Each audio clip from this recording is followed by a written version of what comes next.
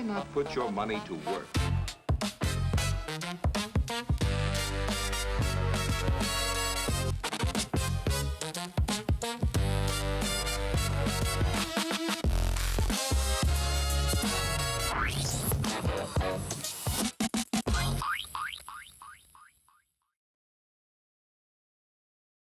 Jeff Park at ProCap, thanks so much for taking the time. Thanks for having me, Frank. So, Total pleasure. this isn't our first conference together. You were just bringing me back to the Hasleon days of Crypto Bahamas. That's right. Yeah, it's funny. I was mentioning to you how in crypto, you have so many people that come in and out of the industry in different walks of life through the peaks and troughs of the crisis and euphoria. And yet there are steady people who are committed to the cause. And the beautiful thing about it is you see them all around the world in different formats. We're here in Jackson Hole, which is incredible. But the very first time I met you, it was indeed in the Bahamas when the firm that shall not be named had hosted its Salt conference for the very first time. So it's full circle for me to be here with you in the mountains And versus this is, the ocean. I mean, this is pretty special because this is our first recording that we're doing That's right. for the new GSR podcast, which we're still working through the name. By the time this airs, the name will be revealed to the public. Man, I can't wait. Super exciting stuff. But I think most people are familiar with Salt and the work they do in crypto. This event in Jackson seems to have has a regulatory bent and a policy bent and definitely an institutional bent. Coming from the DAT world to a place like Jackson Hole, what's the reception been like? Obviously, this is kind of a new segment in the crypto industry. It's an exciting one. I was joking before we turned on the mics how there's probably like 100 Bitcoin digital asset treasury companies. You said maybe there's 30 on the way to 100. That's right. What questions are people asking you? I'm sure you're getting inundated with. Yeah. No, 100%. I think what I have found to be an incredible signal in crypto, and it's been this way in the past and it will be in the future, is that anytime people have extremely divisive opinions about something, whether because they are passionate believers of it or they think it's the worst thing that ever happened on earth, that is usually a pretty good intuitive sign that something meaningful is happening. And it's because when you have very smart people on both sides, unable to kind of see the value proposition of what is happening, that's what we call a market, right? That's what we call information arbitrage, to which there's opportunities. And for me, believe it or not, when I joined Bitwise, I joined with the conviction that crypto ETFs would become mainstream and extremely important as a permanent capital vehicle for Wall Street investors to access crypto exposure. You can imagine at the time that was also controversial. You had actually people who loved the idea and thought it was inevitable. You also had people who were like, it's never going to happen. Why do we need ETFs? If you want the exposure, wouldn't you just get it through Coinbase and buy spot anyway? It doesn't serve a purpose. And so in many ways, I see the same kind of confusion and desire for more information about what this trend of digital asset treasury companies are, because that's also another cousin of what I will call a permanent capital vehicle that is coming for Wall Street and mainstream adoption.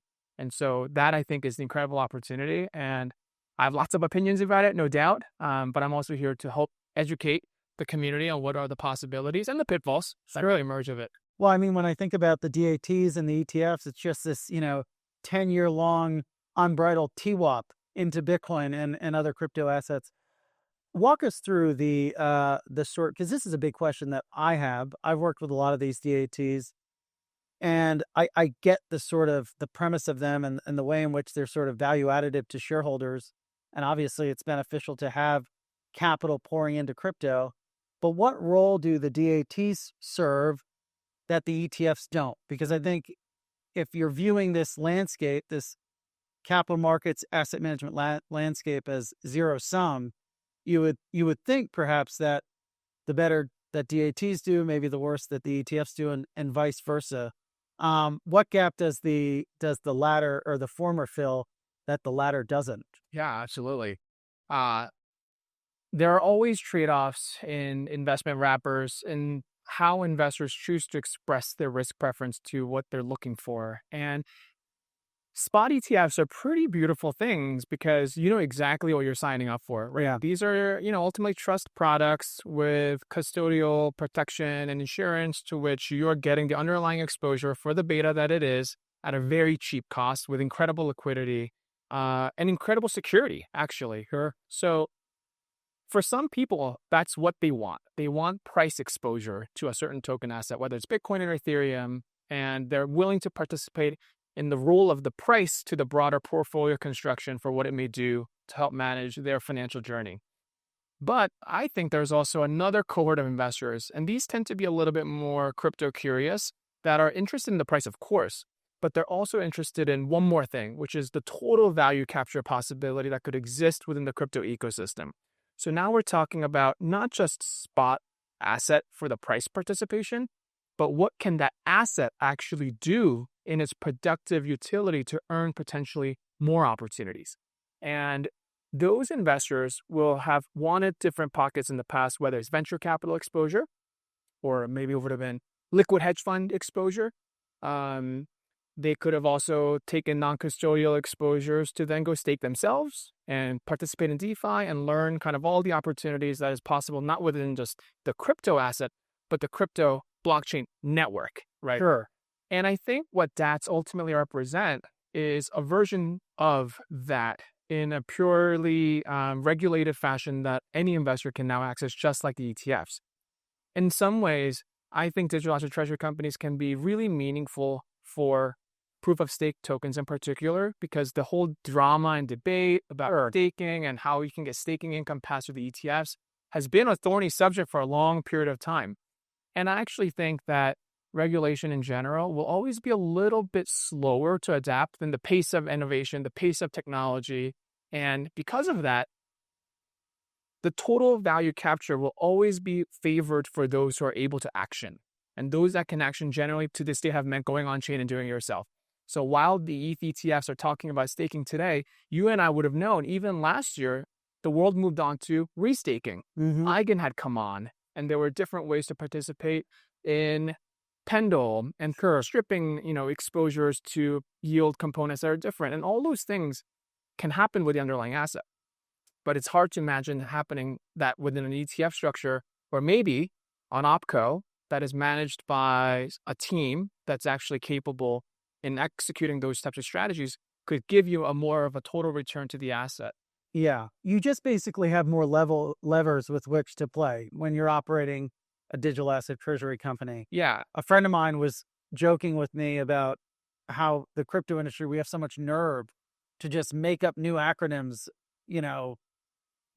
Almost like we're in the business of making up new acronyms on a Funny you say cycle that. basis. It's like, I mentioned to her, I might be working with a new DAT or interviewing a new DAT.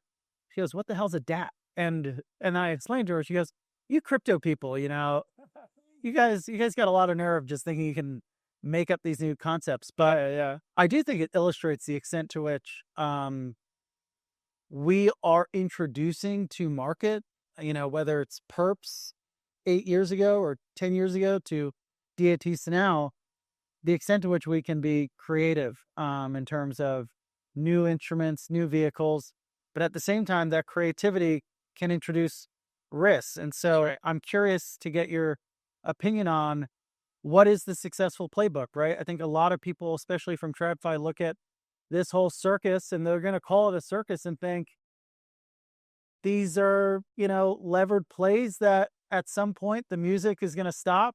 We've got some music playing in the background. Yep. And that's all these things are, just like levered bets that ultimately will go kabooey.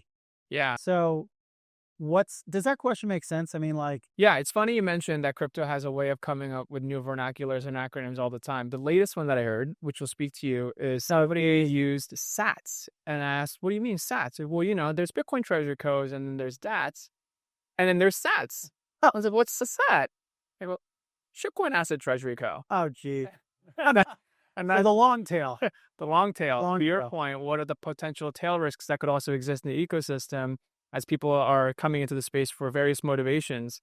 And I think at the core, there's a role for digital asset treasury companies, and there is a roadmap to how we can find success. And in my mind, is really three things.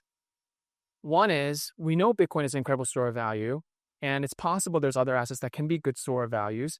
And the importance of the underlying asset being a store of value is paramount to the success of these treasury asset companies. And the reason is quite simple.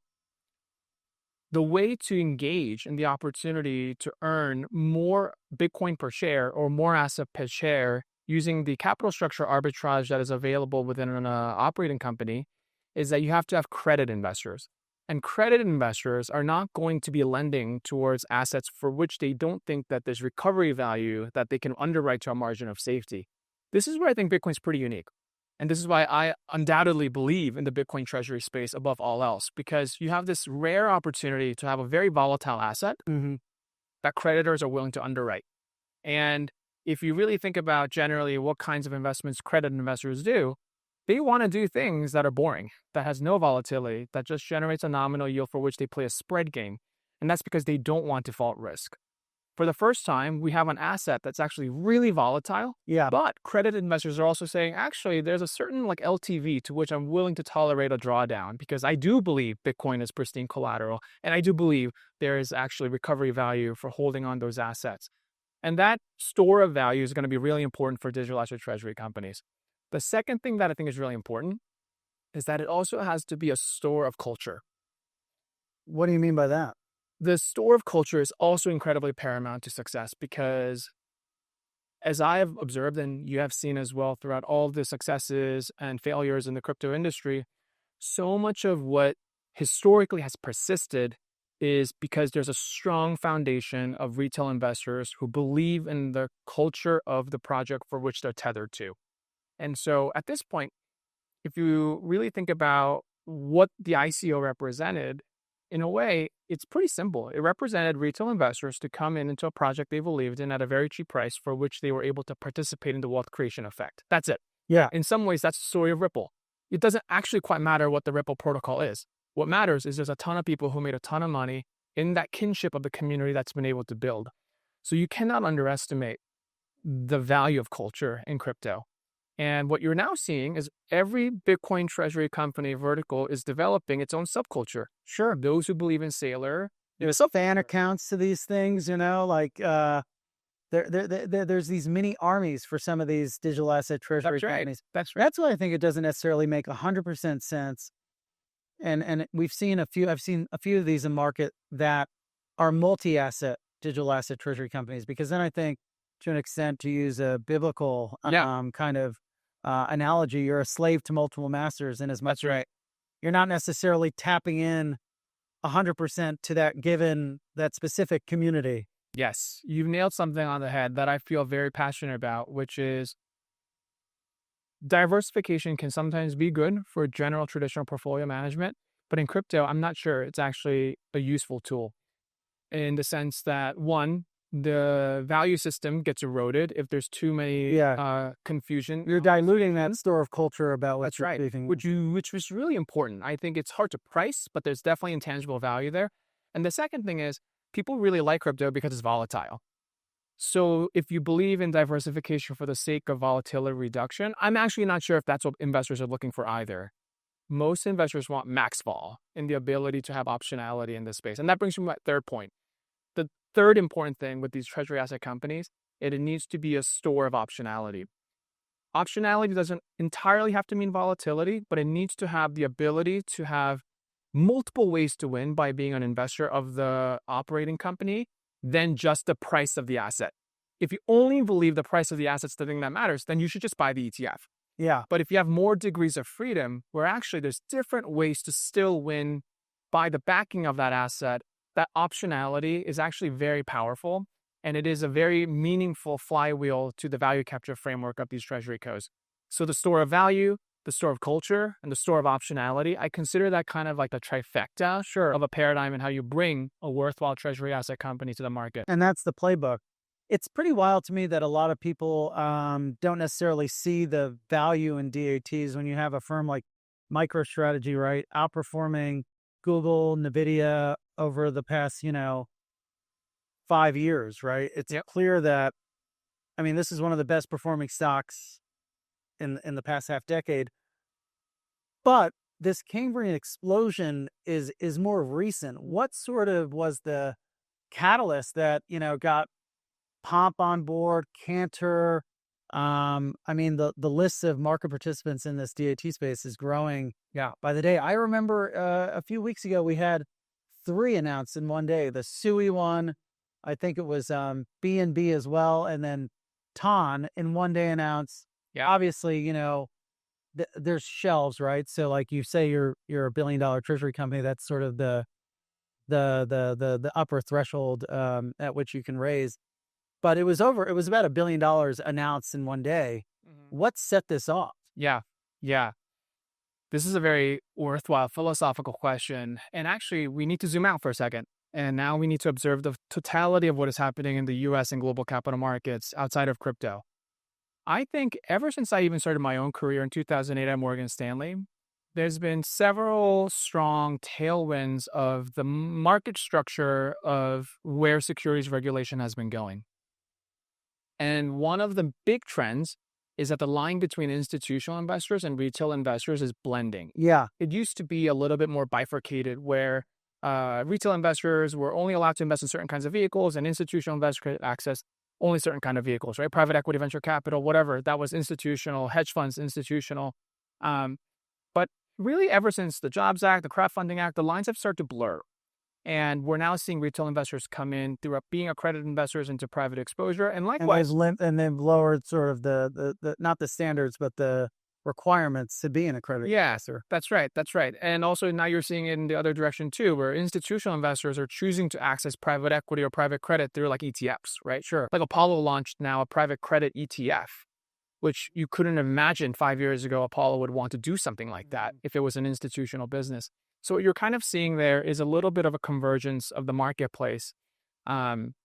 And I think that's pretty important to recognize what digital asset treasury companies also represent. It's a little bit of the retail energy of ETFs, but also the institutional energy of bringing access to scarce, capacity-constrained, alpha-centric opportunities to basically support the development of the network, which leans a little bit on the venture narrative.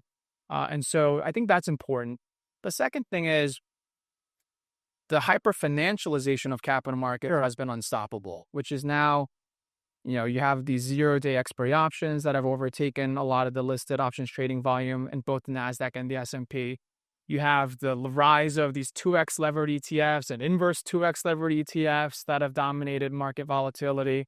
You also see, almost like a gamification, a cashonification of different types of ETFs, whether it's like, let's track Nancy Pelosi's holdings versus the Republican Party holdings as an ETF format. I mean, these are all kinds of somewhat surprising trends of what you would have imagined. This is a meta trend under the broader trend of hyper-financialization and gamification of our financial markets. Yeah, exactly. And I think it's really important to note this because this is not just a crypto story. People are quick to point the finger at crypto as if it's a manifestation of some kind of problem of society that people are engaging in these speculative investments or whatnot. But actually, that spirit is very much alive in Wall Street as well. And it's actually gotten more perverse, more concentrated in my career as well through my own observations. And so knowing those trends... undergirded by data that illustrates retail sort of the composition of retail in the overall market. The number of day traders in the market has surged since the financial crisis. Yep. Now, I'm sure a lot of these people will be listening, and hopefully this is timely when this goes out, but on August, let's say the 19th, August 19th, has the easy money been made? On DATs.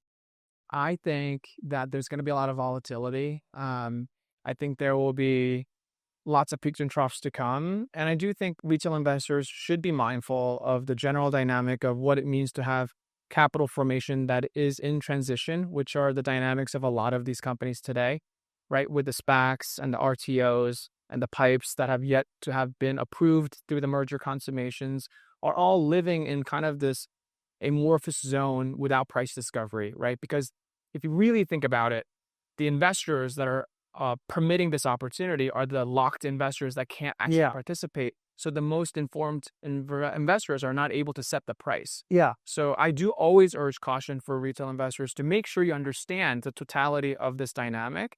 But eventually the dust will settle. Eventually the shares will come online, the deal will be approved, and then you will have true price discovery. And that point on, I think it is very likely that the trends towards the value capture will be more easy to underwrite than it is today, when it just so happens that the prices are reflecting whatever supply-demand dynamics are. And what gives, to sort of tie a bow over all this, what gives the DAT sort of sticking power in market? When we think about the ones that will still exist 3 years from now, what will separate them from the ones that maybe fail to sort of get that regulatory green light, or, just sort of, I'm sure a lot of them will just quietly kind of, whilst most people think there might be some big explosion or some might be too big to fail, I think a lot will just quietly kind of disappear. Yep. What will separate those from the ones that have that staying power? Yeah. There's 3 components to it in the principles of how I think about it. One is more qualitative, which is that leadership will matter. Yeah. I think ultimately the reason you have a sense of community in most of these is because humans tend to gravitate towards wanting a community.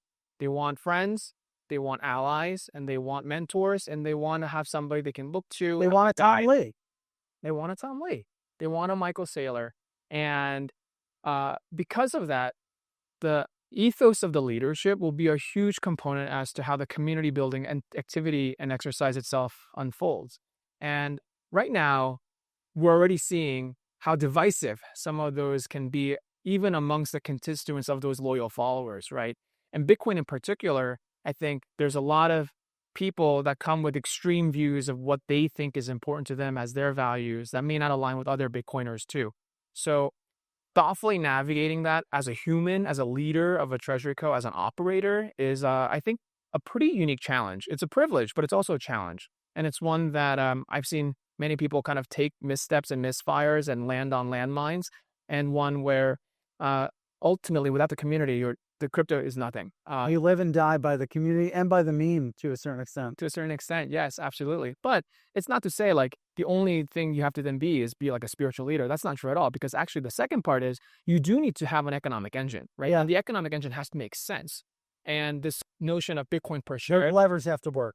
yes, I would say there's levels to this game as well. And so having a sound principle that is the economic engine of what a true Bitcoin native financial institution is, that is backed by a Bitcoin treasury operation, is going to be really compelling. Sailors, of course, led the way by coming up with metrics to measure that, like Bitcoin yield and Bitcoin per share and accretive dilution as a construct. But I think these are early innings. I think the way from I see it, I'm a financial engineer by background.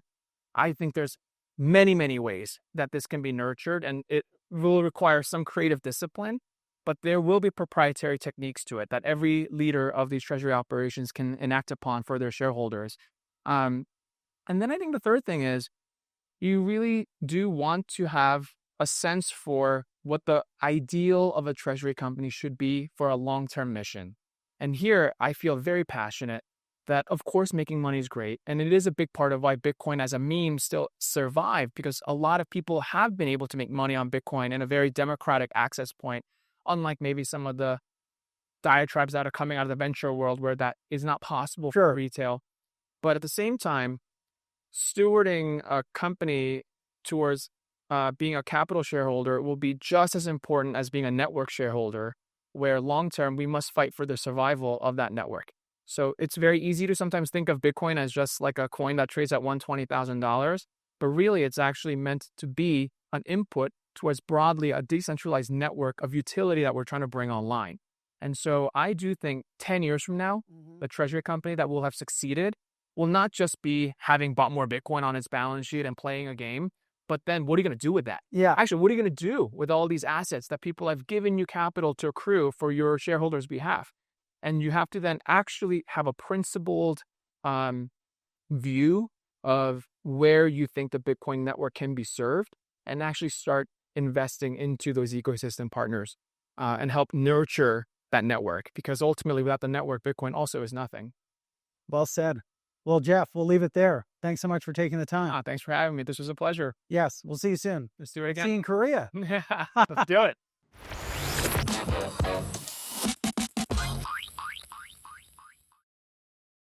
Carlos Domingo of Securitize, this isn't your first rodeo. This Nope. not my Take first. Actually, it was my first rodeo on Saturday. I went to the rodeo in Jackson Hole. How First was it? time. It was pretty fun. I love following your for people who don't follow your Instagram, you really get like the inside track into the wild dynamic life that is Carlos. It's not for the faint of heart. You really have to have some have a different type of spirit to keep up with all the You know, I'm a very active person in all respects. But this is probably one of your personally and favorite private. conferences, right? This is a very nice place because I like the location, even though it's a bit of a pain in the ass to come from Miami here because it's Yeah. direct flights. But I also like the quality of the speakers and the Yeah. people. I feel this year there's more people than last year, but still No, you're 100% right. Like it's bigger this year, but there's still like I don't know. For me, it's the location is just sick. location is very nice. And, I like these conferences where there's no other things to do. Yeah. But so you got to stay nearby where the conference is. Like when you do conferences in New York or Miami, people are spread out Yeah. all over the place and you there's don't bump traffic. into people. And here, even Saturday when I came, I bumped into people already I was at Jackson Hole for a day to just visit there and then came here and everybody's in the same place. There's not many places to go here. So Yeah. Yeah. So what are the conversations different than last year? Is it kind of the same? Well, obviously now top of mind is the regulatory changes, right? I think that's the main difference between last year and this year. So the people, I don't know if you realize the magnitude of the changes that we've got in very, very short period of time.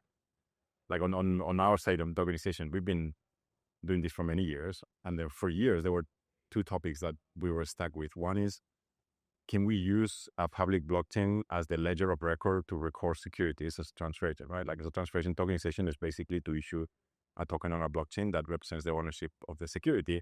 And there was always this kind of gray area of, is this ledger technology, which is what a blockchain is, acceptable from a regulatory perspective or not? And then we have always taken the position, yes, of course it is. Why not? Yeah. Regulations are technology agnostic. So, but there was never like clarity from the SEC. They will never say yes or no. And then within a few weeks of creating the crypto task force, we submitted a big, letter to them with some recommendations, and they already published a note saying, yes, you can use a public blockchain. The second one was custody of, securities, tokenized securities with a broker dealer.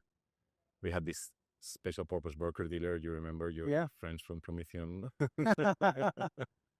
My best friends. Your best friends that They come on the podcast once and they're my Right. best friends.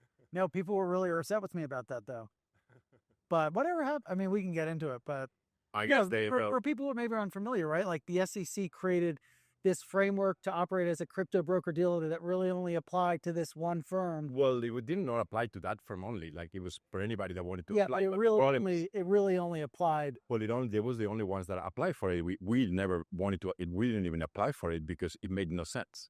Like then suddenly to be able to do custody of tokenized securities, you have to have a separate license that prevents you from doing anything else that you're doing with your existing license. So we always thought this makes no sense. And I guess in our position that we were active market participant, didn't have that much value. But for somebody like these guys that were new in the industry, was maybe a way to differentiate. I don't know. And then it was also not even clear what does it allow you to do, because the previous administration kind of mixed up the concept of tokenized securities. In other words, like a tokenize a unit of fund or a tokenize an equity or a bond with what they call digital asset securities, where it's just like, Solana is a security. And therefore, because it's a digital asset, but it's a security, then you need a different license to do custody of Solana. So I think now that concept of digital asset securities, for the most part, has disappeared. I think the assumption now is most of these tokens are commodities. And then second, tokenized securities, now we can actually do those things with normal licenses without having to have separate licenses to be able to deal with tokenized securities, which is great. So walk us through the business today, right? Because I think a lot of people know you through a lot of the partnerships you have with, private equity funds. You're opening up access vis-a-vis tokenization. Where's the demand coming from for tokenized securities? Today, the demand comes from crypto people. It's not coming from TradFi people that want to access tokenized products. So I think that we're still 2 to 3 years away from that happening.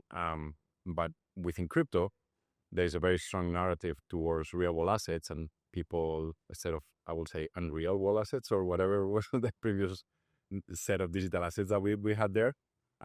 So I think that a lot of people have realized that, you got to do things that are real with this technology and with these protocols, and then therefore tokenized assets or tokenized real world assets is becoming like a very predominant thing within crypto.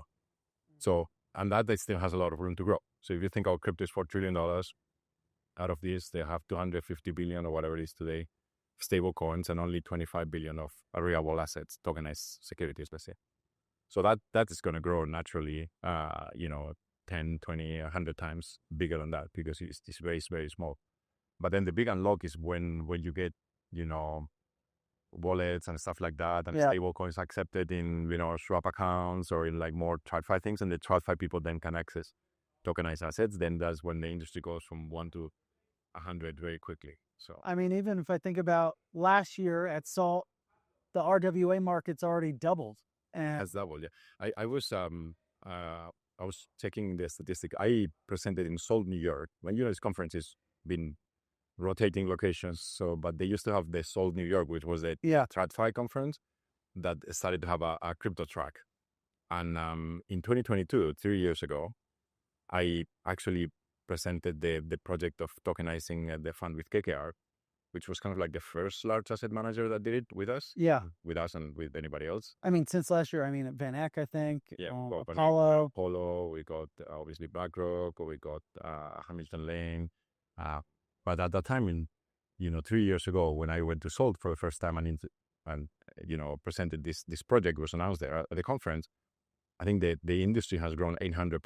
So it's like an insane amount of growth in the last 3 years. And obviously this has been a lot of new players coming into the space, etc. But we've probably benefited the most by being there already with all the tools, with all the licenses, with all the infrastructure, etc., ready to go. So, and one question, I think there's obviously the regulatory question. There's a huge tailwind in having a more favorable SEC and kind of a green light to operate a business like yours. Another question I think that's ongoing within our industry specifically is tokenization versus wrapperization or wrap products. yeah, that's a good point. Break down the sort of dichotomy that exists there. All right. So instead of wrap products, I'm gonna on tokenization. I'm gonna refer to issuer-led or indirect tokenization or wrap products. So issuer-led means BlackRock comes to me and say we want to tokenize a fund, and then I engage with BlackRock as a regulated entity. In our case, we're an SEC registered transfer agent, and then we become the entity that issues the securities for the product that they create. Right. So when you buy a token that represents this BlackRock product, you're buying the real thing. Yeah. That's it. There's no other copy. There's no counterparty risk towards Securitize because we're just a service provider for BlackRock. You're buying like a unit of a fund of BlackRock that happens to be on a better ledger, right? Like which is a blockchain. So better technology, better rails, and therefore more utility, etc. If you want to do that for tokenized public equities, you could do it. There's no problem. We're planning for a company called Exodus Communications, which trades in New York Stock Exchange. But then you have to go to the issuer of the securities, let's say Tesla. Yeah. Tesla will have to allow you as to work with their transfer agent to tokenize their securities. Now, what these people are doing is because instead of going to talk to Tesla, they're creating some sort of derivative. And there's like 5 different versions out there. Some of them, bad ideas, some of them illegal ideas because they are like circumventing regulations to create permissionless tokens that are issued from weird jurisdictions, obviously blocking US and blocking Europe. The moment somebody blocks US and Europe, it tells you that what they do is not legal, because if it was legal, why would you block the 2 largest capital markets of the world, where the money is and where the investors are? So obviously it's because you're doing something that is not right. You're doing something not right. Exactly. So then I think that the problem comes, besides the illegality of some of these approaches, from the misrepresentation of what they do. When you heard they're tokenizing Tesla, they're not tokenizing Tesla. They're tokenizing something else that gives you some remote price exposure to Tesla. and you're taking a massive counterparty risk. You're taking a massive risk of price discrepancy between the actual share. Yeah. And you're taking risk against them that they're actually going to track the underlying. Well, but you don't even know how they track the underlying, right? So Yeah. you don't even know whether the underlying actually exists or not, or because Just like, it's not an official copy. And then not only is a bad idea, but it creates risks and a misrepresentation and mischaracterization of what they do. But on top of that, if you look today, there's like 3 different versions of Tesla. yeah. Because each of these wrappers is different from the other. Everybody uses a different approach. So they're not fungible. So you end up fragmenting the market. And the question is, why are these people doing this? Like, what problem are they trying to solve? So I can see the value of tokenizing Tesla equity. And then you have the native equity representation that trades 24/7 or, is accessible to places where you don't have access to US equity markets, etc. But these wrappers and these derivatives that are all like, not fungible with each other, that trade at different prices, etc. It just makes no sense. And there's not a lot of liquidity in some of those products. Of course, there's not. I think that the most kind of so far successfully we won, even though it's not a big thing, product is these excess stocks that Kraken is doing with Backed. And if you look at this website, RWA.xyz, that tracks the industry, there's only 50 million total AUM that has been issued across, like, I think 200 products or 100 products, I don't remember. So that means that every one of them is tiny. Like if you talk about like a company like Tesla that, is $2 trillion and is extremely liquid in US public market, if you have like a sliver of 5 million or 10 million trading on DeFi, then it's going to be extremely liquid by definition. So I'm not sure what problem they're solving. Of course, this can get bigger over time, but there has to be some sort of more unified, common approach to it rather than Well, it just feels like not everyone's on the same page right now, which is going to create fragmentation issues and liquidity issues. You kind of need everyone to kind of, when does BlackRock or firms like that fully move on chain and we just have equities on chain versus these sort of derivative? I think that this is the thing. So when the real tokenized equity of Tesla comes out to market, the derivatives will go down to zero. Because why would you want to buy a derivative? Taking counterparty risks, not knowing what what is in there, or no disclosures, not buying the real thing. Like you don't get, in some cases, you don't have access to dividends, you don't have access to voting rights, you don't get anything. So the moment that Tesla or decides to tokenize their own equity, and then you have the real tokenized Tesla, the derivatives die immediately, right? Because it's like and especially if it has the same, it trades in the same places and does the same thing. So that makes sense. All right, so walk us through your playbook. What should the market expect out of Securitize over the next 6 months? I think that the yield-bearing space for tokenized assets is the most interesting one. So we started with treasuries, and then we have like also credit with Hamilton Lane and Apollo. I think there is kind of a bunch of products in between that as interest rates come down, which hopefully they will come down soon, those other products start making more sense, and that's the kind of area that we're focusing. And then the second thing is integration with DeFi. I think that, for many years, people have tokenized things for the sake of putting things on a blockchain. And we tokenize this coffee. Yeah, tokenize this phone and put it on a blockchain, and, we're all happily, innovated after. And in my view, after having done some of the stupid projects as well, is that makes no sense. You have to find utility. What is that the tokenized asset does that makes it a superior version versus the non-tokenized asset? And that could mean many things depending on the asset, right? It could be that it's peer-to-peer transferable. So if you want to use it as collateral, moving it quickly, and it's an important characteristic. It could be that has 24/7 liquidity. So it depends on the use case. That could be the important one. But the interesting thing could be that is more tradable, even if it's a long tail asset. And that's where things like automated market makers and on-chain RFQs, etc., come into play, or that you can lever it, so you can borrow against it. That's when DeFi lending protocols and the work of Morpho, Aave, and others comes into play. So for us, figuring out what asset classes and how we get integrated with all these things to provide utility to the tokenized assets is the number one priority for a company. I feel like obviously the tokenized treasury market was the first mover in that. And it should continue growing, right? You think about traditional finance, you have like $2 of treasury for every dollar of dollars. And Yeah. most people will, and treasuries, by the way, like a tokenized treasury fund is also stable value fund. So it's like a dollar, right? But it has a yield, it has an interest. So there is those, as far as those products are available, and then the more accessible they become, then the more people in crypto will stop using stable coins for things that you can use treasuries, which give you a yield, as opposed to stable coin, which, have a rewards and this. It's like, We like your kind of thing. So is it zero sum? I mean, is the sort of growth? Will the growth of the tokenized treasury market come at the expense of the stablecoin market? No, I don't think so. I think this is a very narrow view of the world, which unfortunately some stablecoin providers have. But I think that stablecoins are great for, they're like a checking account, right? So Yeah. they're good for paying stuff, and then treasuries are like saving accounts, and those things Are different. and they serve different purposes, and they also complement each other. Because sometimes you need to move money from a savings account to a checking account to pay for a beer. Yeah. And then sometimes you have excess money in your checking account. Is that what I hope that's not your case where, The number one use case we're focusing on how to make treasuries into stable coins into beer. But not, what was the one beer you made fun of me for drinking when I was in Spain? The Mao. the Mao. Those are the narco latas. Like, Well, I was at the train station, so they didn't have that many options. Yeah. you still can drink good beer at train stations in Spain, but Oh yeah, and have the bocadilla as well. Oh, that's nice. Yeah, there's nothing wrong with that. So yeah, I think that. You know who has bocadillas, by the way, in Spain? Burger King. Oh, they do I it was at the Madrid airport. instead of burgers. And well, then they sell burgers too, but I should call bocadillo. they had bocadilla king. Yeah, but they looked really good.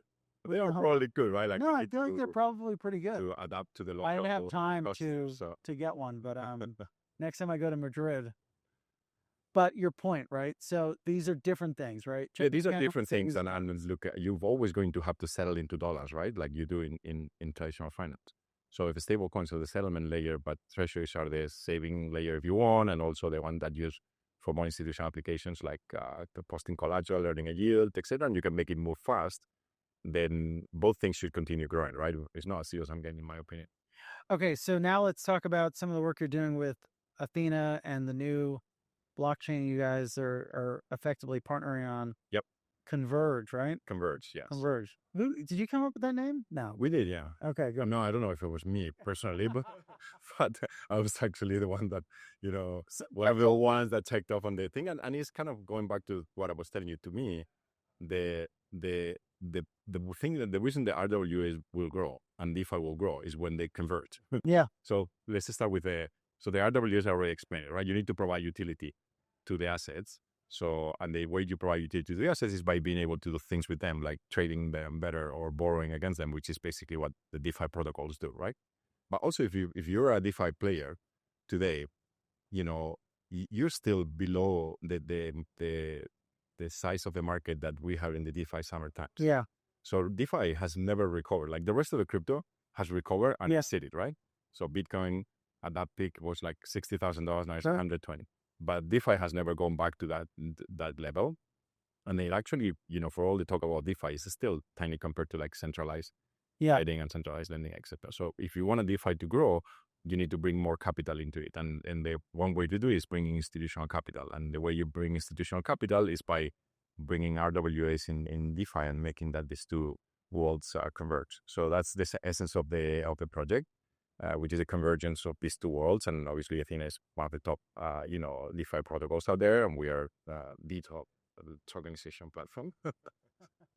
So are we starting to see that convergence? I think we've done a little bit, right? So we did a work. I know it's early days, but we did work recently with Morpho and Gauntlet in terms of being able to lever a credit fund. That it's a pretty interesting, looping strategy to amplify the yield of the Apollo credit fund. You've probably seen in the news that Aave is planning on launching the Horizon protocol, which it's going to be announced soon, and don't want to bring any news here. But that's actually their playbook for institutional adoption of lending, and obviously Aave is the big player in this space when they come things will move at size. And so I think that's just started to happening. And there was a kind of a little bit of an attempt in the early days to do that. I don't know if you remember I had something called Aave Arc, etc. that didn't take off. I think I feel this time. Sort of a more permissioned. It was permission, but sometimes the issues that, securities are not just about, oh, I do KYC and then you can do whatever you want. Like, a bit more complicated than that. So it's about, transfer restrictions, and it's about, change of ownership within when you post in a protocol. So it's a bit more like complexity behind the scenes that I feel this time we're getting it right. So now that we have clear sort of adoption, a clear regulatory environment, are you worried about competition creeping into what we don't really call it the SEO space anymore? Now maybe we call it the RWA space. RWA space. Look, I mean, it's always good. The more competition sometimes is actually a good thing, because it also stimulates you to try to move faster, right? Like the early days when it was just me and a few others, felt very lonely, and you feel less challenged as a company to try to move faster, right? So I think that the fact that now, the barriers of entry are lower because of, the regulatory framework, that will definitely bring competition, but it also means we can also benefit from it, right? Yeah. So our licenses are in constant kind of upgrade with the SEC. So if today is easier to then upgrade your license, it benefits everybody, including us. And our licenses have already a lot of, things that we can do with them that somebody starting from scratch, they still need to catch up with there. So I think that it's up to us to maintain the leadership position and to continue innovating and continue making progress. And then more players will mean also a bigger, market size and bigger adoption. And that means more business for everybody. So, what does Securitize look like in 10 years? Wow. That's a good question. 10 years is a very long time. Well, we've already been at it for like 8. I know. Which is crazy. First, I hope that we're still around, number one. Yeah. Number two. Well, Lindy effect. You've been around for 8 years, so you'll... I know. I'll probably survive another 8. I survived the difficult time, right? So the easy times should be fine. But no, I hope that in 8 years' time, we are a very well-established player that helps bridge, basically, TradFi with crypto, right? So what's the flagship product? Like, what's the ubiquitous product that will kind of be what everyone equates to Securitize 10 years from now? Will it be something like Biddle or? Yeah, I probably Biddle should become the largest, it's already the largest tokenized asset, but it still has like a room to grow. I mean, coming from BlackRock also is a, kind of like a stamp of approval of somebody very institutional from the product. So I do think that Biddle will be the flagship product I'll have in our platform for many years to come. I mean, it's still tiny compared to what it could be. Yeah. If you think about, like, I think BlackRock, for all the what they call the cash management products, which are all the treasury related products, is like a $2 trillion. So if we get, let's say, Biddle to 100 billion, which is doable, right? Because stablecoins are to 100 billion. So if it's 100 billion, it's still tiny. Yeah. But it would be like a massive asset, right? So that's the one most likely to become the biggest one for years to come. And I also am pretty excited about, the tokenization of public stocks. Yeah. Because if we can do it in the right way, as I mentioned, it's going to take us longer than these people taking regulatory shortcuts, which fine. I'm here for the long run to make a quick buck because I know how that ends. And then I think that, being the one that has enabled the creation of these new, public equity markets, that is something else that, will be very cool that we're known for in 8 years' time. Awesome. Well, we'll see you maybe next year, but hopefully before that. Yeah, hopefully. When's your next trip? Are you doing Korea or? I don't know. I was planning on not doing Korea, but I'm kind of thinking maybe I should go. Yeah, people are teasing you to go. A lot of people are teasing me to go. Barbecue there too. Oh, you Korean barbecue trees. Awesome. Let's eat. Oh, why it's called Korean barbecue? Because they're Korean. Because they're Korea. All right. All right. Let's go, Ace.